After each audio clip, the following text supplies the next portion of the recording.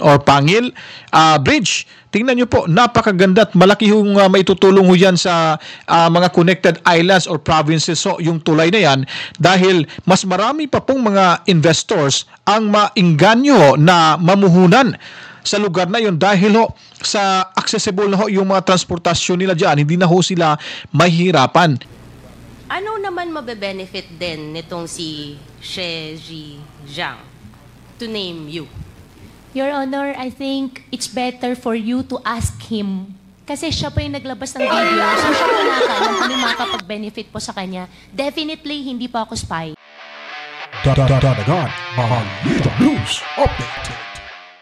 Alright, so mga kabangas, welcome back na naman ho. Magandang araw, magandang gabi, magandang hapon sa lahat ng mga nanonood ngayon at welcome sa ating programa, ang Danagan Balita Reaction Video patungkol ho sa hearing dahil nga po ay patungkol ho ito no, kay Alice Go sa Pogo. May napansin na ho tayo mga kabalitaan, ito nga si Alice Go ay talagang naging palaban na ho sa pamamagitan ng kanyang pagsagot sa mga tanong mula ho sa ating mga mambabatas.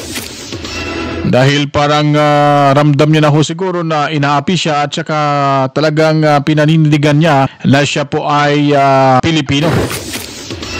Yan ho ang kanyang ipinaglalaban ngayon mga kabalitaan.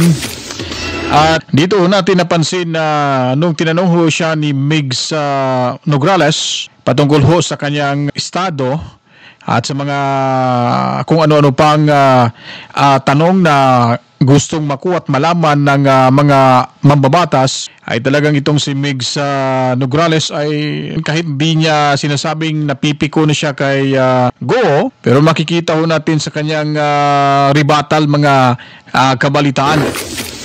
So, sa mga oras na ito ay ipapakita ko sa inyo kung papaano ho sinagot-sagot itong si Nograles ni Alice Go, ang tinanggal na mayor diyan sa Bamban, no? So, ito at ipapakita ko po sa inyo para ho mas lalo niyo pong maintindihan, kasi marami na hong lumalabas sa social media yung mga putol-putol na eksena ho sa naturang pagdinig ho mga kabalitaan. Sa mga bago pa lang nanood ng ating video, reaction video mga kabalitaan, huwag niyo pong kalimutan i-subscribe niyo po yung ating YouTube channel. Suportahan niyo po yung YouTube channel natin sa lahat ng mga may paninindigan, no, para sa pagbabago ng Pilipinas, sa tinatawag na bagong Pilipinas na makikita lang ho natin sa mga kamay ho ng mga Duterte mga kabalitaan. So, heto na po, ipapakita ko po sa inyo yung naturang pagdinig ho patungkol ho ito sa Pogo case na kung saan po ay talagang hot seat lagi ho si Alice Go mga kabalitaan. So ito na po ating pong ipapakita sa inyo kung ano kayang masasabi nyo dito mga kabalitaan. I'd like to point out to this committee that even if we have been making our own researches, pulling up our own inquiries, this is another source from a completely different party and is unrelated to what we do. Pero nagkataon that the person named Xie Kailun, who si Xie Zhijiang trusted with the encrypted files, showed to Al Jazeera that there is a dossier confirming that there are Chinese spies all over, at least in this case Myanmar, but here also in the Philippines, and undoubtedly shows Go Huaping. In the picture where she was born, even her mother, and the name of Lin Wenyi. Mr. Chair, again, we were told, kanina nagtanong tayo kung lumaki ba si Ma'am Alice dito sa Pilipinas, kung dito ba siya ipinanganak, kung Pilipino ba yung mga magulang niya. She first said na dito daw siya lumaki, which is false.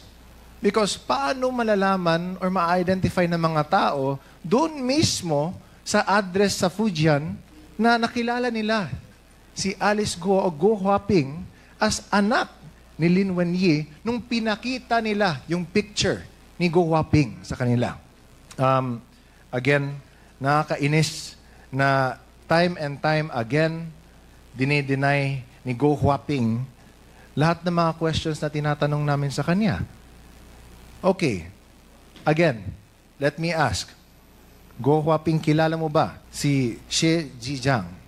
Yes or no? Your Honor, yung Xie Zhijiang na sinasabi niyo po, yan po ba yung pinakita niyo po kanina sa akin sa picture? Correct. Hindi ko po siya kilala. At sana po, Your Honor, Mr. Chair, makuha ko rin po yung details. Gusto ko po magdemanda. Hindi ko po sila kilala. Hindi natin madidemanda, Miss Alice, dahil kasi he's in jail in Thailand. And the reason why he's speaking the truth now is because, as he was saying that din in the video, although hindi lang pinakita dito, is that he is also being illegally detained daw, sabi niya. Kaya sa galit niya, he wants to speak also the truth out to the world. Na problema lang kasi dito, mga kabalitaan, itong ating mga mambabatas, no? Talagang, kumbaga, parang formality na lang siguro tong hearing nila kasi kung magtatanong ho sila kay Alice Guo at kung sasagot naman ho ito ay hindi ho siya pinaniniwalaan. Yun po yung masaklap ho dito, mga kabalitaan. Tapos sasabihin nila an aid of legislation yung ginawa nilang pagdinig ho na ito.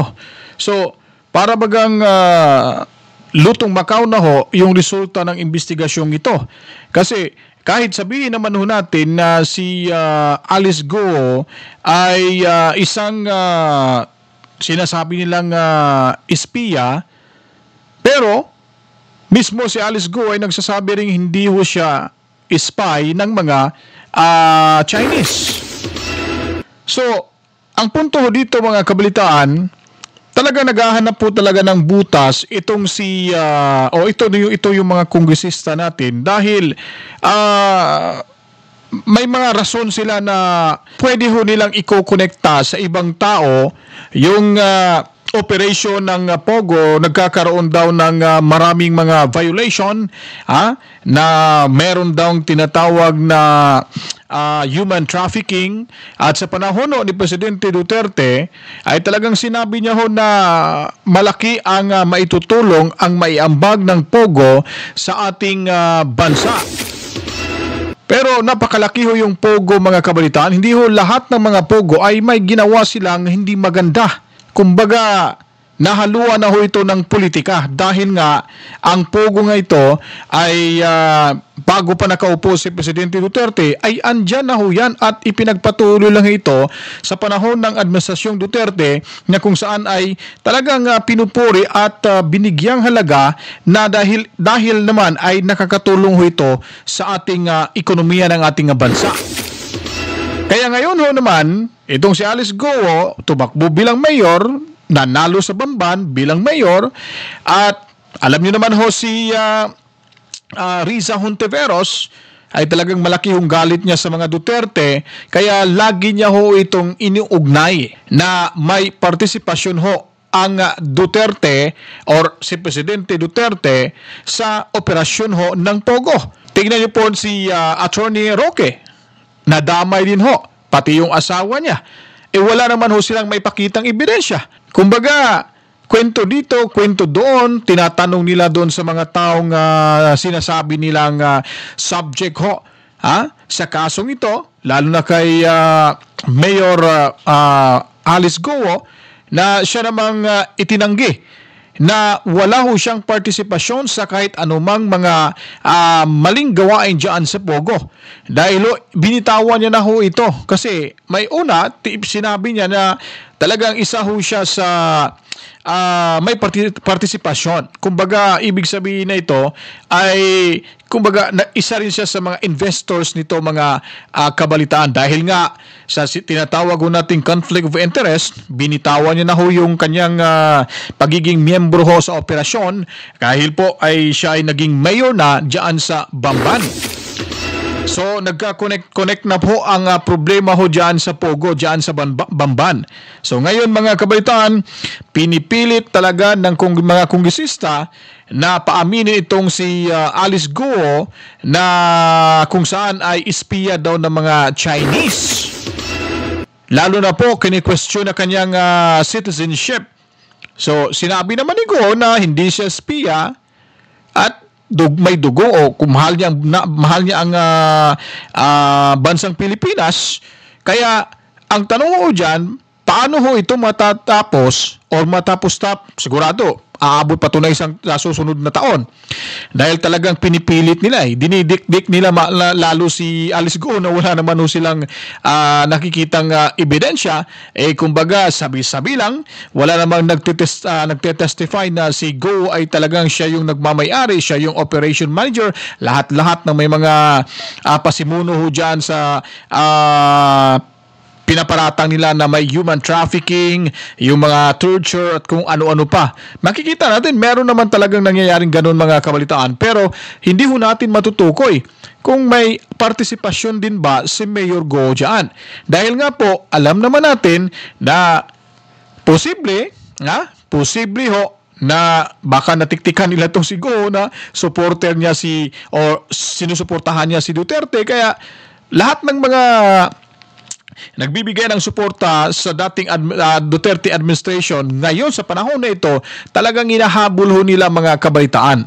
Dahil nga sa sinasabi ko, isa lang ho ang punot dulo ng problema at ng investigasyong ito dahil ho sa ambisyon ng isang kongresista diyan na talagang masasabi ho natin na may ambisyon na gustong umupo sa mataas na posisyon o bilang susunod na Pangulo sa darating na 2028 election na tatakbo daw ito. Ewan ko lang kung mananalo. So diyan ho nagsisimula mga kabalitaan. Kung napapansin niyo po sa panahon ni Duterte, walang ganitong problema ho. Napakatahimik ho talaga ng ating bansa. Lalo na yung suporta sa yung malaking problema sa COVID-19, yung kriminalidad, illegal drugs. Parang nakikita talaga natin na talagang napakaganda na ho ng Pilipinas. Talagang safe na safe ang mga mamayang Pilipino. Pero ngayon, bumalik na yung illegal drugs, bumalik na yung patayan, nakawan sa gobyerno, lalo na ngayon sa administrasyong Bongbong Marcos, na makikita ho natin mga kabalitaan na parang wala namang nangyaring maganda yung ating bansa. Yung build project ni Presidente Duterte, saan na ba napunta? Marami pa pong mga nakatenggang proyekto na iniwan ni Presidente Duterte, lalo na yung transportasyon na talagang inayawan na, binitayuan na ng Marcos administration mga kabalitaan. Di ba? Kung makikita nyo, tingnan nyo po, yung dyan sa may Davao City, no? Ano pangalan yun? Pangil ba yun? Or Pangil Bridge. Tingnan nyo po, napakaganda at malaki yung maitutulong ho yan sa mga connected islands or provinces. So, yung tulay na yan, dahil mas marami pa pong mga investors ang maingganyo na mamuhunan sa lugar na yun dahil ho, sa accessible na ho yung mga transportasyon nila dyan, hindi na ho sila mahihirapan. Kasi pag dagat ho yung pag-usapan natin, tatawid ng dagat, sasakay ng barko, matatagalan ho yung kanilang operation. Lalo na kung pag nagkakaproblema, may bagyo. Hindi makapagbiyahe yung barko. So, mahirap. Pag yung tulay na yan, ay nako, napakalaking tulong ho yan. So, hindi pinagpatuloy ng administrasyong Marcos. Dahil sinisiguro nila sa panahon na yon na kailangan, malayo pa yung eleksyon, kailangan sisiraan na natin yung Duterte, yung mga Duterte, lalo na si Presidente o Vice President Sara Duterte mga kabalitaan. Kaya itong problema sa Pogo na ito, malamang sa malamang, talagang makokonekta ho ito sa mga Duterte. Tandaan nyo po, ang mga nasa Kongreso ngayon ay mga alaga ho yan ni House Speaker Romualdez mga kabalitaan. Isang mando lang ho niyan, isang sabi lang na itong gagawin, lahat gagawin yan. Tingnan niyo ba, obvious na obvious yung mga kabalitaan, yung mga tanong, kung ano pa yung mga klaseng mga allegations para sa kanilang mga subjects sa kanilang investigasyon. Diba? Nakakawala ng gana talaga mga kabalitaan. At saka, parang mas lalo hindi nila napapansin yung problema ng ating bansa, yung problema sa pagbaha, problema sa gutom, yung mga may Pilipino, karamihan sa ating mga Pilipino ay talagang kapuspanan. Diba? Binubuhos na lang nila yung ganyang klaseng mga issue na wala naman talagang makukuha o maitutulong sa ating bansa. Ilang araw na, ilang buwan na. Malamang aabot ito hanggang sa susunod na taon yung investigasyon na ito, mga kabalitaan. Dahil nga, hindi ho nila ito tatapusin para para sabihin na lang natin na laging matatandaan or maitatak nila sa isipan ng mga sambayan ng Pilipino na yung problema sa Pogo may koneksyon sa Duterte at saka yung problema sa Office of the Vice President. Akala nila siguro, mga kabalitaan, na yung mga butante ngayon, tayo mga butante, ay kagaya rin ng dati na pag binigyan ng sobre, yung sobre na yan, puro ng pera, tatanggapin at talagang hindi iboboto. Yung nasa sobre lang, mga pangalan na nasa sobre lang, yun lang ang iboboto. Hindi na ho ganyan. Matatalino na yung mga butante natin. Kaya sa ngayon, makikita natin na talagang winawaldas yung pera, lalo na, isipin nyo po, mga kabalitaan, tingnan nyo po yung si Romualdez. Lahat, sila na namimigay ng tulong. Ano bang ginagawa ano bang trabaho ng mga kongresista? Di ba? Ang trabaho ng mga kongresista ay gagawa ng batas na naaayon ho sa kapakanan ng lahat. Pag ikaw ay isang public official, kailangan nakatuon yung pansin mo sa mga mamamayan na iyong sisilbihan. Hindi yung pansarili na hahanap ka ng paraan para mahanapan ng butas yung sa tingin mo ay tinik sa karera mo sa politika, lalo na si Inday Sara na talagang hatak na hatak talaga sa mga masa na kahit ano pang gagawin yung pagbibira dyan, ano pang gagawin yung paninira sa kanya, walang effect sa kanya ho yun. Kasi yung mga matatalino ng mga Pilipinong mga butante ay talagang yung 32 million votes na nakuha ni Vice President Sara, madalas lalong madadagdagan pa. Lalo na sa ginawa nyo ngayon ay ang yung simpatsya ho ng mga ng Duterte sa mga mamamayang butante ay talagang madadagdagan dahil nga nakikita natin na there's something fishy. Lahat nito ay talagang rason sa or politically motivated. There's no such thing, mga kabalitaan, na ang ginawa nila ngayon ay para sa kapakanan ng bawat Pilipino. Ang ginawa nila ay sa kanilang sariling kapakanan lamang, mga kabalitaan. Kaya si Alice Go talagang inis na, galit na, at saka matapang pag sumagot. Mantakin nyo, talagang pabalang na ho si Alice Go sumagot sa mga tanong ng mga kongresista ho natin. So tuloy tayo, mga kabalitaan. Iniipit na rin siya ng Chinese Ministry of State Security. So, what does he have to lose? That's why nga sinabi nga niya sa inyo, Ms. Go Huaping, na tell the truth. Don't fall to the same mistakes that he has done. Kasi nga, he also fears for your life. Remember, nung Senate hearing, na you mentioned na you didn't want to name names because you feared for your life. Sinasabi nila na you must tell the truth. Pero ang tanong diyan, paano ba? Paano ba sasabihin yung katotohanan? Yung sinabing katotohanan ni Alice Go ay para sa kanila ay walang katotohanan.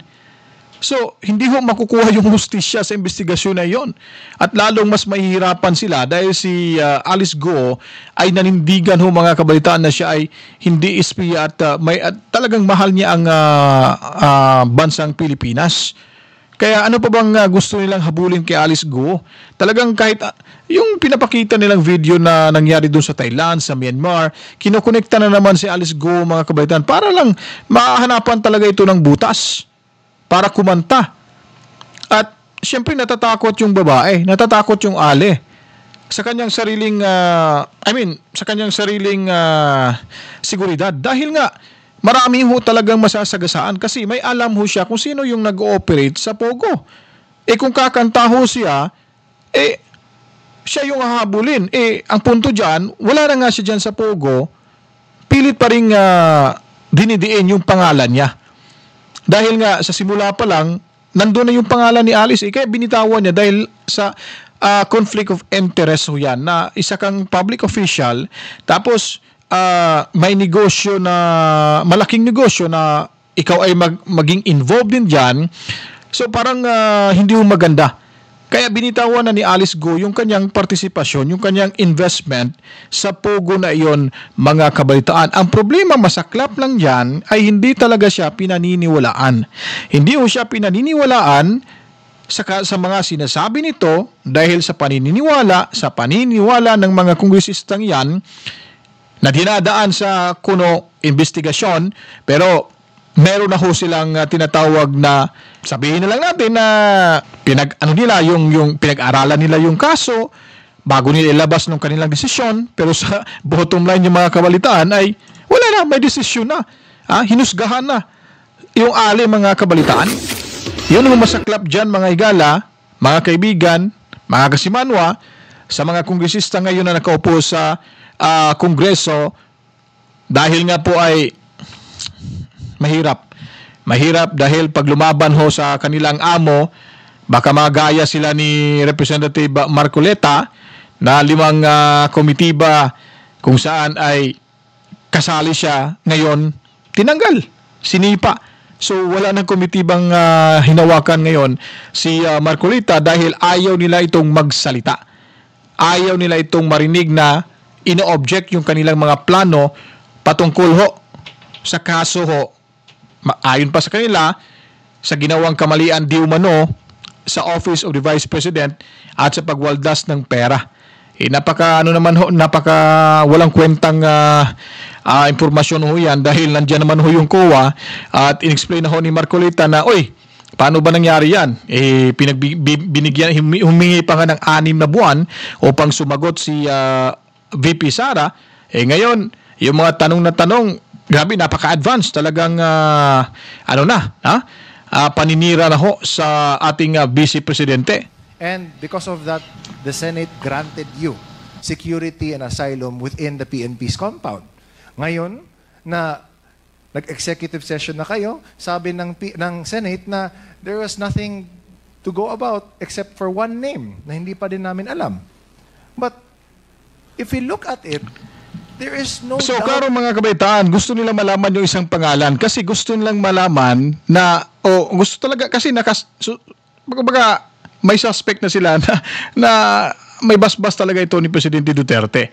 Gusto nang malaman kung sino yung isang pangalan na hindi pa niya pinangalanan kasi iniisip nila sa mga kongresistang iyon na talagang may partisipasyon ho si Presidente Rodrigo Roa Duterte sa problema sa Pogo dyan, mga kabalitaan. So, ang nyari, wala pa rin silang nakukuha. Hanggang ngayon, tuloy pa rin yung investigasyon. Sana ba? Ubusin na ba natin yung budget natin dyan sa investigasyon na yan? Hindi na ba natin titignan yung mga nangyayari sa labas ng Kongreso? Sa ating paligid? Tingnan nyo, yung pera ng bayan, winaldas na naman ni House Speaker Martin Romualdez, namimigay ng kung kahit ano-ano. Galing pa sa kanya umano.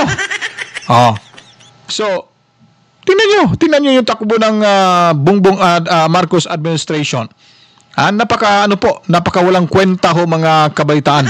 Kaya nga sinasabi ni Duterte na may presidente ho tayong bangag. Paano ngayon si Amy Marcos? Ano bang nangyari ngayon? Ayaw niya, binitawan niya na nga yung pwesto niya. Sa grupo nila na tatakbong senador sa ilalim ho ng Marcos administration. Nagkawatak-watak na ho yan sila. Kasi nga, ako naniniwala ako sa karma, mga kabalitaan. Kasi yung taong gumawa ng tama, talagang binabanatan, sinisiraan. Alam naman ho natin kung anong merong prinsipyo ho yung ating Vice Presidente. Babalik at babalik din ho yan sa kanila. Itong si Go, kahit ilang beses pinigato, wala ho silang makukuha dyan. Kasi talagang naninindigan ho siya. At saka, sino ba namang taong hinihintay nila? Isang tao na dapat pangalanan na ni Go? Dapat sila na ang magpangalan dyan kasi alam na nila yan. Sabihin na, sino ba yung pinakahuli? Si former President Duterte ba? Ganun na lang sana para malaman ng sambayan, hindi na papatagalin pa kasi gagastos na, sinasayang nyo lang yung pera nyo sa investigasyong yan. Kasi iniisip nyo kasi Pag nanalo ho kayo dyan sa investigasyon na yan, baka yung naman, yung tinatawag nating standard operating procedure. Yung SOP. Tama ba ko? Standard operating procedure? Sige, tuloy tayo mga kabalitaan. Kitang-kita na. Hindi na galing mismo dito sa Quadcom, pero in an international company that whose job is to search for the truth worldwide. So, Mr. Chair, I'd like to... tingnan nyo nga, tinawanan na sila ni Alice Go, kitang-kita na daw. Ba't ayaw nyo kasing sabihin kung sino talaga? Alam naman namin, alam nyo na talagang ibabato nyo yan kay Presidente Duterte, yung sinasabi nyo sino yung taong inihintay nila. Halata naman talaga Di ba? Sige, tuloy. Na this is confirmation that what we've been trying to unearth here, marami na So, parang matatagalan tayo dito mga kabalitaan. Dito tayo kay Nograles. Inamin niya na dito siya Ito na, nag-recruit sa Pilipinas. simula na. Your Honor, I cannot answer your question dahil hindi ko po siya kilala. So, Hindi daw kilala. Pakinggan niyo po, hindi daw kilala. Mahaba kasi to. It's an excerpt of the video na inamin niya na recruited siya dito sa Pilipinas. In fact, can we show lang na nagpakita siya ng picture na nandito siya sa Pilipinas. I think it's one of the recruiters. So, ito. Wala kang kilala dito. Siya tatlo po, ni isa po wala po akong kakilala, Your Honor. So, ito, nandito si Shezi Zhang when he was saying, Mr. Chair, na dito siya na-recruit sa Pilipinas as a spy. Baka iisa lang pala ang nagre-recruit sa kanila. Hindi natin alam, no? And again, babalik natin doon sa picture na pinakita sa video. Yung next slide, please. And again, you confirm this is not you, Miss Alice Go? Your Honor, hindi po ako yan. This is not you. Okay.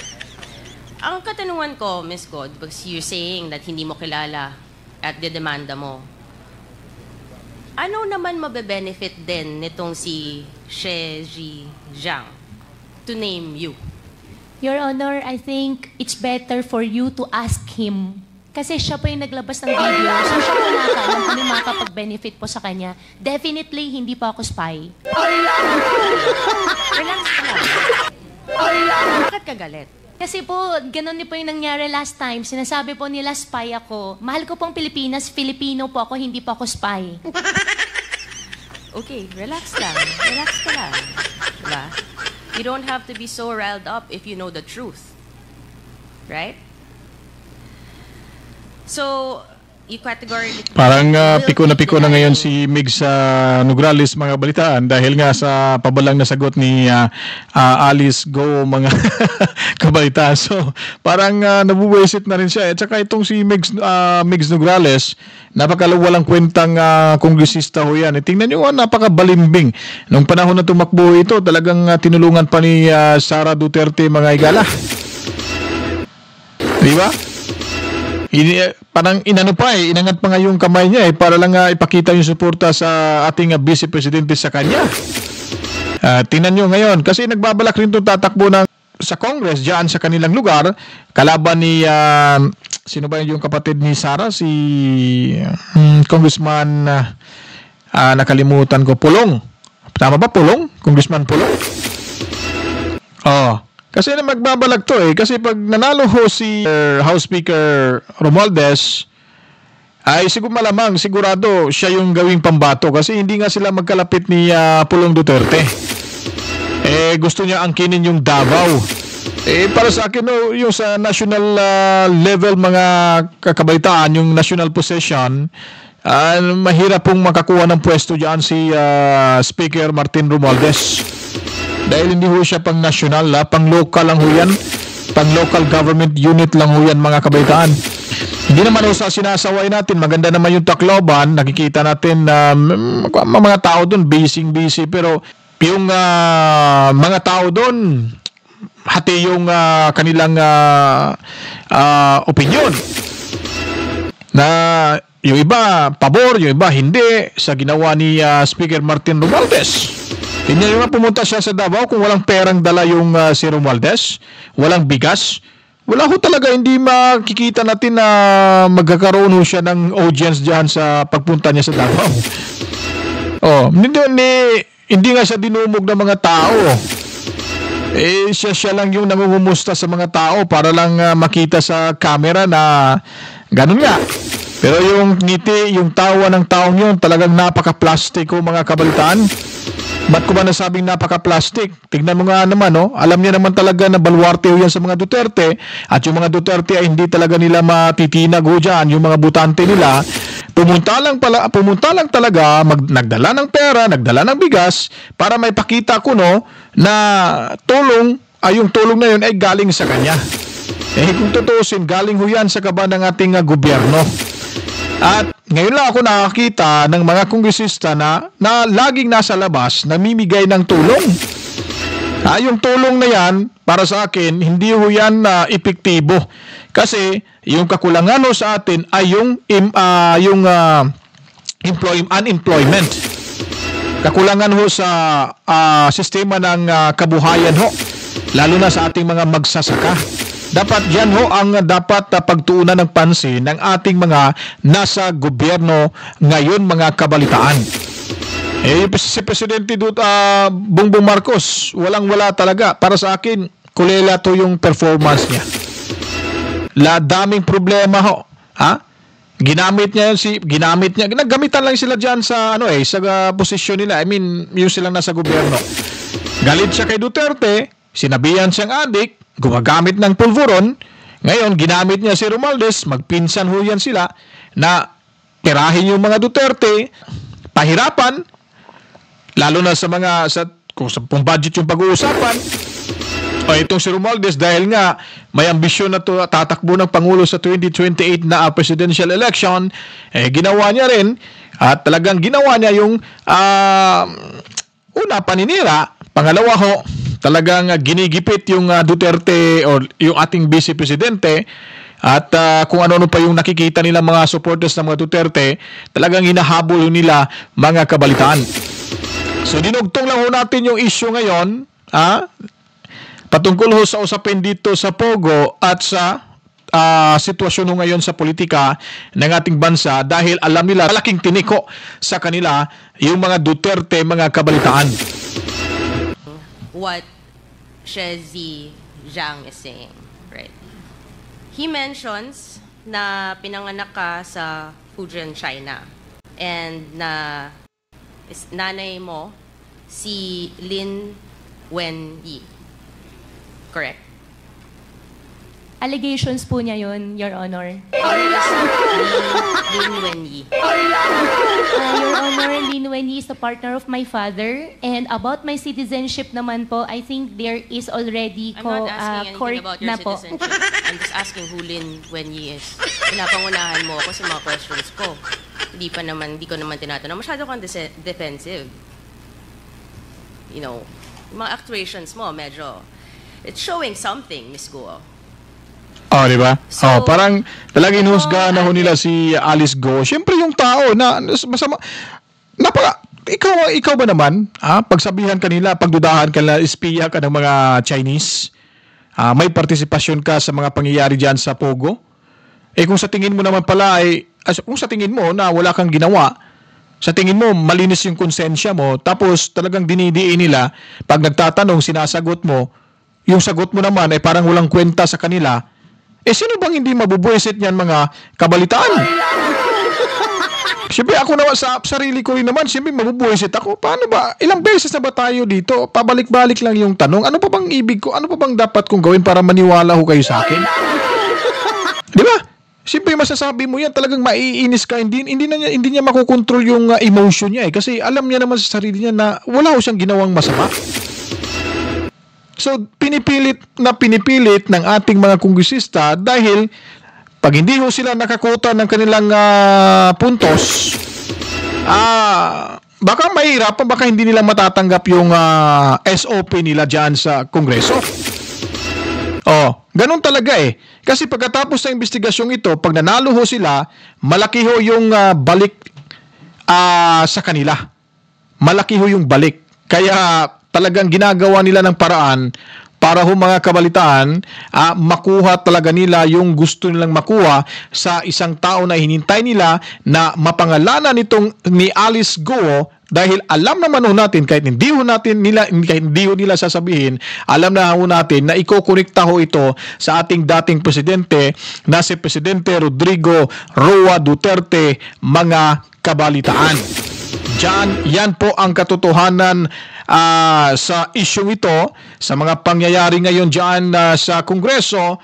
Dahil ang punot dulo lamang ay gusto ng isang mama dyan na talagang makuha niya yung kanyang gustong makuhang pwesto or posisyon na maging presidente sa susunod na mga taon or sa darating na after ng election sa 2028 national election, mga kabalitaan. So yun po yung katotohanan dyan. Wala na ho tayong nakikita na iba. Yun lang po talaga, mga kabalitaan. So, medyo klaro naman ho yung ginawa nila. At masasabi naman ho natin na talagang politically motivated ho ang lahat. May mga rason ho dahil sa mga sariling interest na makakuha ng malaking pwesto ho dyan sa ating gobyerno. So, sa mga baguhan pa lang, no, sa mga bagong bumisita sa ating page o sa ating channel, sa YouTube channel, i-subscribe niyo po ang Danagan Balita YouTube channel. Sa mga DDS dyan, sa mga Duterte supporters, solid Duterte supporters, i-subscribe niyo po, mag-comment lang ho kayo sa baba at tuloy-tuloy lamang ho tayong magbibigay ng lahat ng impormasyon at yung mga impormasyon na hindi ho natin maririnig sa mainstream media, dito niyo po maririnig sa mga vloggers. Tayo po ay naghahatid lamang po ng mga samut-saring opinion, reaction video ho, at opinion na dapat natin nung ipagbigay alam ho sa karamihan dahil marami pa pong mga kababayan natin na naguguluhan kung bakit nagkaganito yung Kongreso laban ka sa ating Office of the Vice President at laban sa mga supporter ng mga Duterte. So sa 2025 election, so kailangan po maging wais tayong bumoto, ha? Piliin ho natin kung sino. May mga baguhan dyan na matatalino, iluklok ho natin yan dyan, subukan natin, lalo na yung sa ilalim mo ng Duterte, mga kabalitaan, no? Kailangan ho, suportahan ho natin sila at tuloy-tuloy lamang ho tayo, mga kabaitan, dahil medyo mabahaba na ho yung diskusyon natin. So abangan nyo po sa susunod nating upload. I-subscribe, i-share nyo po yung video natin, subscribe my channel para ho sa karagdagang mga balita at impormasyon. Ako po yung magpapaalam sa inyo, naway nasa mabuti ho kayong kalagayan. Ingat kayo at kita-kits sa susunod na mga upload video dito ho sa Danagan Balita.